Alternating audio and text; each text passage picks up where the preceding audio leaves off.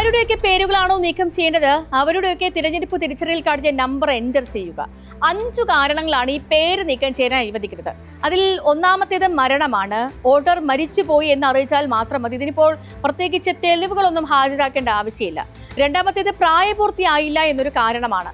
18 വയസ്സ് തികഞ്ഞില്ല എന്ന് എഴുതി നൽകിയാലും മതിയാകും. ഇതിനും മുൻ പറഞ്ഞതുപോലെ തെളിവുകൾ വേണ്ട.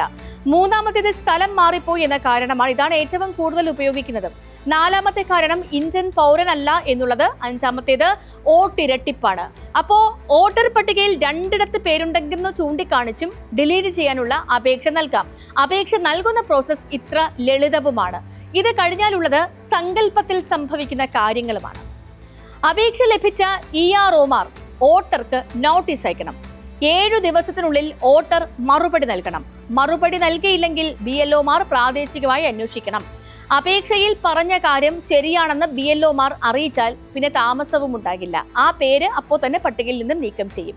BLOമാരും EROമാരും ഒത്തുകളിക്കുകയാണെന്നാണ് കർണാടകയിലെ ആലന്തിൽ നിന്നും മനസ്സിലായത്.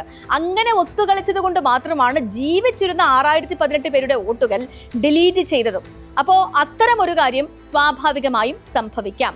ഡിലീറ്റ് ചെയ്യാൻ ലഭിക്കുന്ന അപേക്ഷകളിൽ വലിയ പരിശോധനയൊക്കെ നടക്കുന്നത് തന്നെ അപൂർവമാണ്. ജോലി തിരക്കുള്ള BLOമാർ ആളെ അന്വേഷിച്ച് കണ്ടെത്തിയില്ല എന്നാണ് സാധാരണ റിപ്പോർട്ട് നൽകുന്നത്. ആ ഒരൊറ്റ കാരണം മതി വോട്ട് ഡിലീറ്റ് ആയി പോകാൻ.